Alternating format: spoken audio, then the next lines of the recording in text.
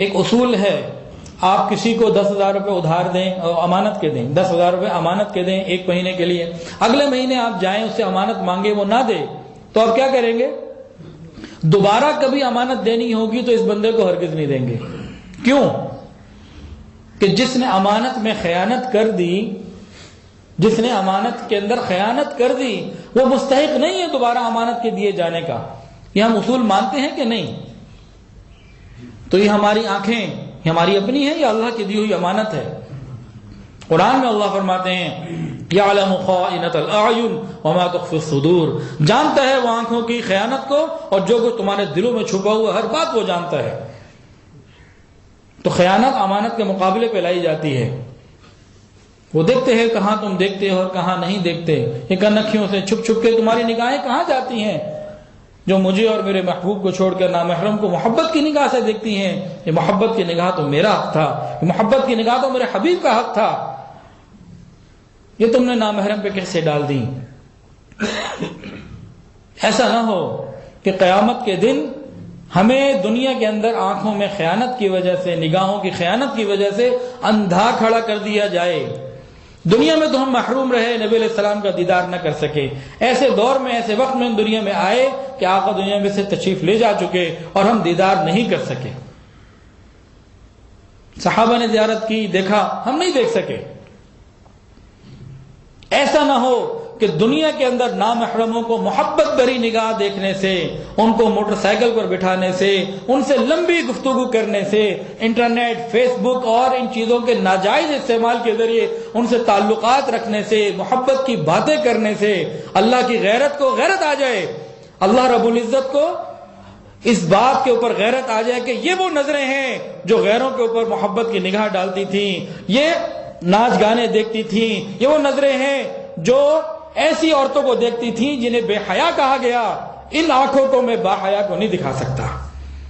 میرا نبی اتنا پاکیزہ، اتنا پاکیزہ، اتنا پاکیزہ، ایسی گندی آنکھیں میں وہاں کیسے ڈلواؤں؟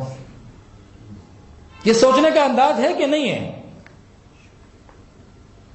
اللہ رب العزت غیرت والے ہیں۔ شوہر غیرت والا ہوتا ہے نا، بیوی کے اوپر کسی کی نظر نہیں ڈلنے دیتا، تو کیا کہتا ہے؟ یہ بیوی میری ہے، خبردار کسی کی نظر اس پہ آئی۔ تو حبیب اللہ کے ہیں، اللہ غیور ہیں۔ حدیث کے اندر آتا ہے انا اغیر ولد آدم واللہ اغیر منی، میں اولاد آدم میں سب سے زیادہ غیرت والا ہوں اور اللہ مجھ سے بھی زیادہ غیرت والے ہیں۔ اگر کہیں خدا نخواستہ ہماری نگاہوں کی بد پرہیزی کی وجہ سے اللہ کی غیرت کا مقابلہ ہو گیا اور ہم نے نگاہوں کو نامحرموں سے نہ ہٹانا شروع نہ کیا، توبہ نہ کی، اللہ کے در پہ واپس نہ آئے، پھر بھی ملاقاتیں کرتے رہے، گھر میں بیوی موجود ہے اس کی طرف محبت کی نگاہ نہیں ڈالی اور باہر جا کے نامحرم کو دیکھتے رہے، دنیا میں تو وہ کچھ نہیں کہہ سکتی، دنیا میں شیخ بھی کچھ نہیں کہہ سکتا، دنیا کے اندر کوئی کچھ نہیں روک ٹوک کر سکتا، لیکن قیامت کے دن اللہ تعالیٰ تو بیوی اور شیخ یا عالم یا کسی دین والے کی طرح مجبور نہیں ہوں گے نا، جو کچھ کہہ نہ سکیں، جو کر نہ سکیں۔ باپ کی طرح باپ روکتا ہے بیٹے کو یہ مت کرو، لیکن اللہ تعالیٰ کو بھی کیا ایسے ہی سمجھتے ہیں دنیا کے کسی انسان کی طرح کہ ہم جو چاہیں گے کریں گے، کر لو جو کرنا ہے؟ نہیں، اللہ قادر مطلق ہیں۔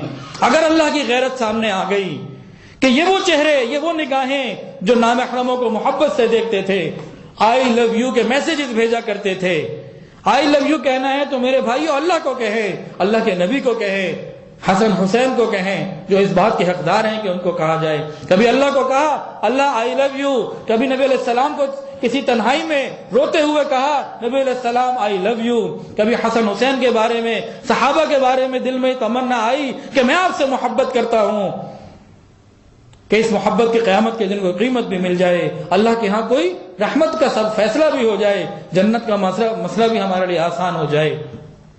ہم کن کو کہتے ہیں میسج لکھ لکھ کے آئی لو یو، جن کو کہنا حرام، اور جس وقت کہہ رہے ہوتے ہیں تو اکثر و بیشتر دل کے اندر بھی منافقت ہوتی ہے، کیونکہ اس کے جسم سے فائدہ اٹھانا چاہتے ہیں فقط۔ اکثر نوجوان وہ آئی لو یو کہنے کے ذریعے قربت حاصل کرنا چاہتے ہیں کہ میں اس کا جسم کا فائدہ اٹھاؤں، زبان سے کہہ رہے ہوتے ہیں، لکھ کے کہہ رہے ہوتے ہیں آئی لو یو، دل کے اندر ہوتا ہے I want to misuse you, I want to use you. یہ منافقت والے الفاظ اور غیر کو کہنے والے الفاظ قیامت کے دن اللہ کی غیرت کے سامنے اگر آ گئے تو مجھے بتائیے اللہ تعالیٰ غیور ہیں، اگر اللہ تعالیٰ کی غیرت نے یہ فیصلہ کر لیا یہ نامحرموں کو دیکھنے والے اس حسن بے مثال کو کیسے دیکھ سکتے ہیں؟ کوئی قیمت انہوں نے ادا نہیں کی تو میرے بھائیو چائے کا گلاس کپ لینے جائے نا وہ 20-30 روپے لے لیتا ہے، بغیر پیسوں کے چائے کا کپ نہیں دیتا دکان والا۔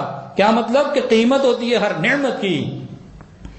تو بھائی حضور پاک صلی اللہ علیہ وسلم کے دیدار کی قیمت دینا چاہتے ہیں؟ نہیں، قیامت کے دن نبی علیہ السلام کا دیدار اگر کرنا چاہتے ہیں تو آقا کے دیدار کی قیمت دینی پڑے گی، اور وہ قیمت بہت آسان، نگاہوں کو جھکا لیجئے، 1 منٹ سے پہلے کلمح البصر، پلک جھپکنا 1 منٹ بھی نہیں لگتا، آنکھیں بند ہو جاتی ہیں۔ ایک عمل کر لیجئے، اللہ کا دیدار بھی قیامت کے دن لے لیجئے، نبی علیہ السلام کا دیدار بھی لے لیجئے، کر کے دیکھ لیجئے۔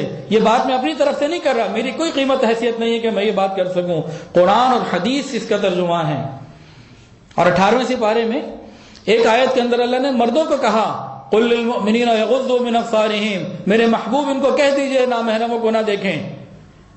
اب نامحرم کو نہ دیکھیں، اب کچھ لوگ کہتے ہیں جی ٹی وی جائز ہے، ویڈیو جائز ہے۔ اچھا جی ہم فقہی مسئلے کی طرف ابھی نہیں جاتے، حکم ربی ہے، قرآن ہے 18واں سپارہ سورہ نور، نامحرم کو نہ دیکھو۔ اب وہ نامحرم سڑک میں ہو، بازار میں ہو، کلب میں ہو، موبائل پر ہو، انٹرنیٹ پر ہو، ٹی وی پر ہو، کیا وہ نامحرم ٹی وی پہ آنے سے نامحرم نہیں رہے گی؟ اس کا جواب دیں۔ حکم تو ہے نامحرم کو نہ دیکھو، اب وہ کہیں بھی آئے نامحرم رہے گی یا بدل جائے گی؟ ٹی وی میں آنے سے محرم ہو جائے گی۔ ایک آیت میں ہے قل للمؤمنین یغضوا من ابصارہم، میرے محبوب کہہ دیجئے مومنین مردوں کو نامحرم عورتوں کو نہ دیکھیں۔ اگلی آیت قرآن ہی دیکھیں، فرماتے ہیں وقل للمؤمنات یغضضن من ابصارہن، مومنات عورتوں سے کہہ دیجئے یہ بھی نامحرم مردوں کو نہ دیکھیں۔ اور اگلا رکوع کہاں شروع ہوتا ہے؟ اس کے بعد پردے کی پوری تفصیلات ہیں۔ لوگ کہتے ہیں جی چہرے کا پردہ نہیں ہے، قرآن کے اندر اللہ فرماتے ہیں وَلَا يُبْدِينَ زِينَتَهُنَّ، اپنی زینت کو چھپاؤ۔ تو مجھے جواب دیں کہ زینت چہرے میں نہیں ہوتی تو کہاں ہوتی ہے؟ جب زینت کو چھپانے کا حکم تو چہرہ تو الٹیمیٹلی آ گیا کہ پورے جسم میں سب سے زیادہ زینت چہرے میں ہوتی ہے۔ کسی لڑکے کا رشتہ آئے تو چہرہ دیکھتے ہیں یا چہرے کے علاوہ باقی جسم دیکھتے ہیں؟ چہرہ دیکھتے ہیں۔ اب یہ سارے احکامات اللہ تعالیٰ نے عطا فرما دیے، اس کے بعد اگلا جو رکوع شروع کیا وہ کیا ہے؟ اللہ نور السماوات والارض، اللہ زمین آسمان کا نور ہے۔ کیا مطلب؟ تم نامحرموں سے آنکھیں جھکاؤ گے، پردے کی پابندی کرو گے تو زمین آسمان میں اللہ کے نور کو دیکھ لو گے، قیامت کے دن اللہ کا مشاہدہ کر لو گے، اللہ کے حبیب کا دیدار کر لو گے۔ اب بھائی فیصلہ میرے پاس اور آپ کے پاس ہے، ہم کیا چاہتے ہیں؟ بات کھل کے سامنے ہو آ چکی ہے۔ اب گندم کھانے والے ہیں، عقل رکھنے والے ہیں، پڑھے لکھے لوگ ہیں، سمجھدار لوگ ہیں، اور اتنی باتیں سمجھدار کے لیے کافی ہیں۔